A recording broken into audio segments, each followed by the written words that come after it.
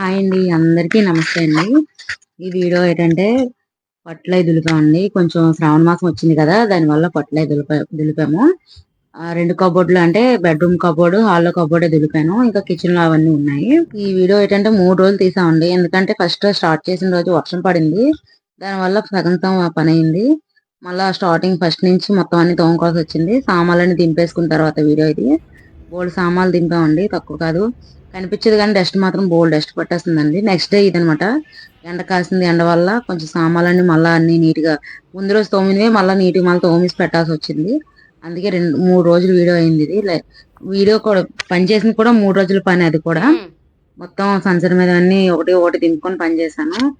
ఈ సామాన్లు తోముకుంటాడు వల్ల అందరికి కష్టంగా అనిపిస్తుంది, కానీ నాకేంటంటే ఆ పనులు చేస్తుంటే మనం తోముతున్న సామాన్లు జ్ఞాపకాలు అనేది గుర్తొస్తుంటాయండి. ఇది వీళ్ళిచ్చింది, ఇది వీళ్ళిచ్చింది, ఇది మన పుట్టింటి వాళ్ళు ఎట్టింది, ఇది పలానా వాళ్ళు ఎట్టింది అని ఒక్కొక్కటి గుర్తొస్తూ ఉంటది. అది మీకు అందరికీ వస్తుందో తెలియదు. నాకు ప్రతిసారి సామాన్లు తీసుకొని తోమేటప్పుడు మాత్రం అదే గుర్తుంటుంటది.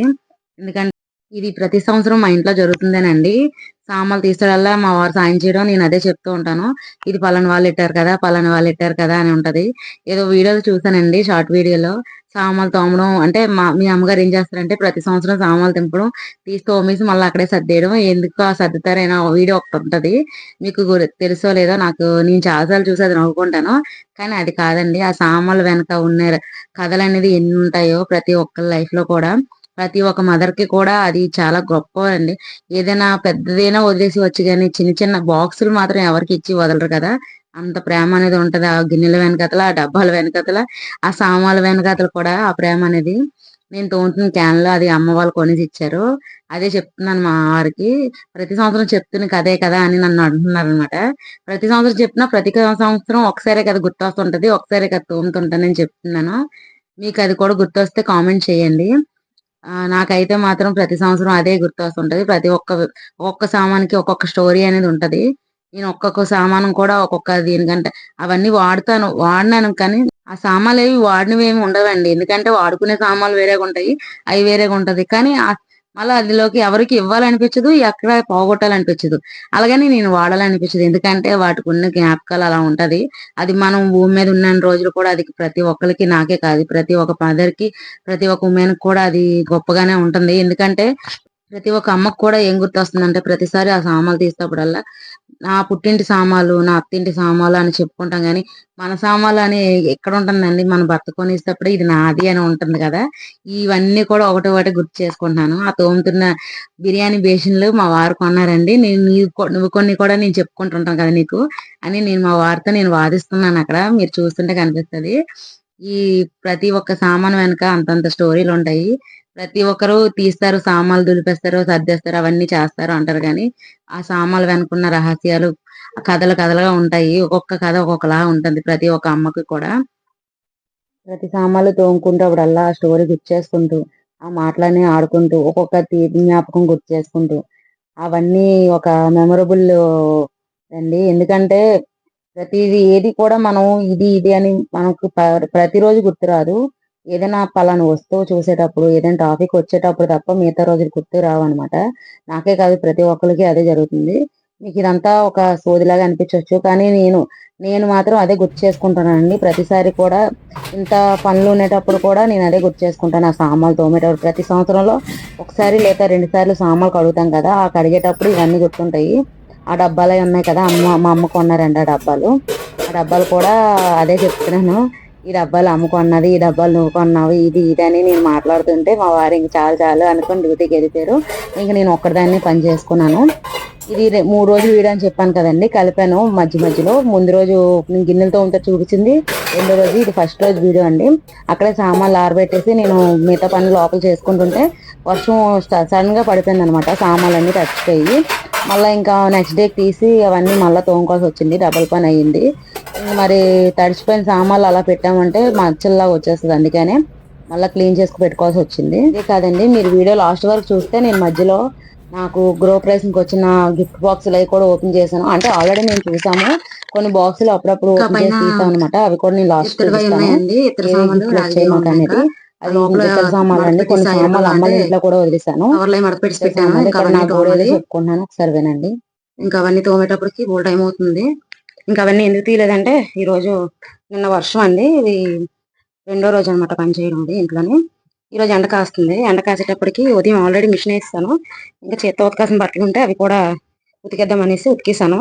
ఆల్రెడీ ఉతికేసి షూలు అన్ని తడిపించుకొస్తాను. నిన్న వర్షం కదా తడిపేశారు బాగా, దానివల్ల ఉతకడానికి కావలేదు. ఈరోజు ఉతికాను మొత్తం. ఇదిగోండి దారి పొడుగు గిన్నెలే సామాన్లే.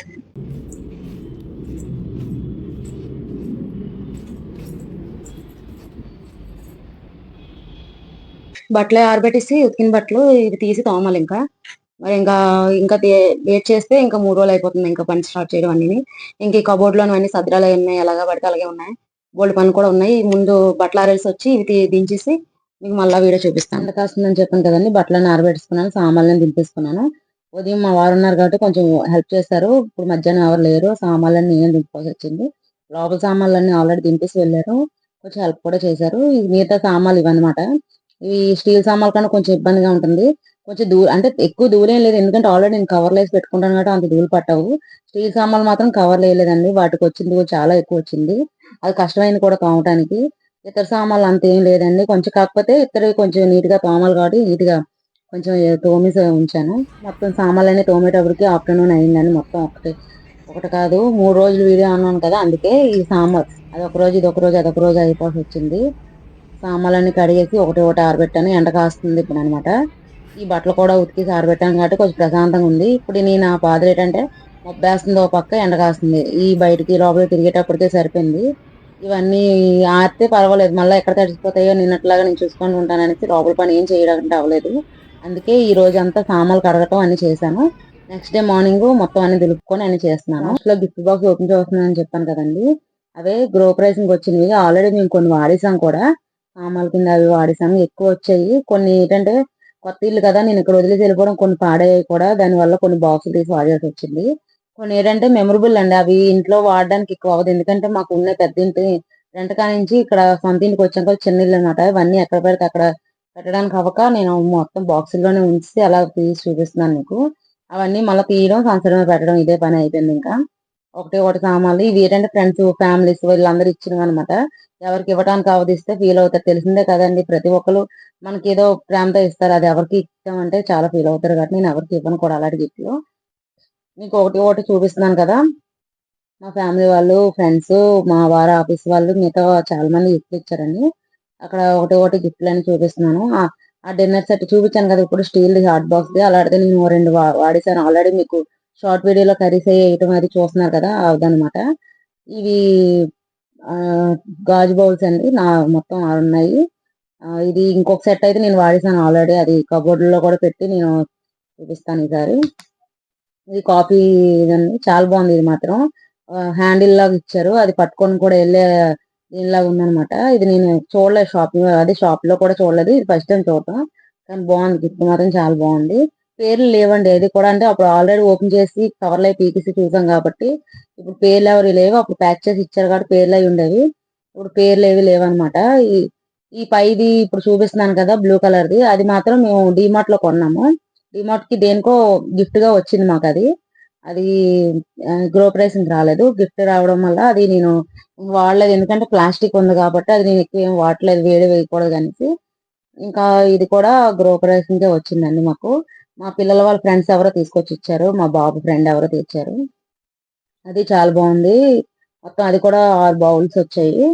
ఇవి వాడామంటే ఏదైనా పగిలిపోతే బాధ అనిపిస్తుంది, అందుకే నేను తీయనండి, అలా దాచిపెడుతుంటాను. అలా అనేసి ఎన్ని రోజులు ఉండవు, కొన్ని రోజులు వాడడానికి తప్పదు, ఒక్కొక్కసారి తీయాల్సి వస్తే తీస్తాను. అలాగే నేను ఎవరికి ఇవ్వడాలు అవి ఉండవు. నాకేంటంటే అన్ని ఏ సామాన్లు పోయినా ఇలాంటి గాజు బౌల్స్ స్టీల్ సామాన్లు ఏమైనా పోతే ప్రాణం ఇదైపోతుంది, అందుకని ఎవరికి ఇవ్వకుండా ఉంచుతుంటాను అలాగా. ఇవి కాఫీ కప్పులు 6 వచ్చాయి, చాలా బాగున్నాయి, అవి కూడా స్టైలిష్ గా ఉన్నాయి. ఇది మా వారు నాకు ఇచ్చిన గిఫ్ట్ అనమాట. నాకు ఇచ్చిన గిఫ్ట్ అని ఎందుకు అంటున్నానంటే, కుక్కర్ ఇడ్లీ పాత్రది మా స్టీల్ ఉంది, అది పాడైపోయింది అంటే తీసుకెళ్లి కొనేసి చూపించి ఇచ్చారు. అది స్టీల్ అనమాట. సిల్వర్ ఉండేది నా దగ్గర, మా అమ్మ వాళ్ళు ఇచ్చింది. సిల్వర్ది వాడొద్దు అన్నారు అనేసి, అంటే ఇడ్లీ పెట్టేటప్పుడు ఇబ్బంది అవుతుంది అనేసి స్టీల్ తెచ్చుకున్నాను. ఎక్కువ అప్పుడు సిల్వర్వే వాడేవాళ్ళం కదా, ఇప్పుడు స్టీల్ ఇవి ఇంతకంటే మంచిగా ఉన్నాయంటగా, నాకు తెలియదు, ఇది తెలుసు కాబట్టి పట్టుకొచ్చాను, నాకు నచ్చింది అనేసి. అది మా వారు నాకు ఇచ్చిన గిఫ్ట్.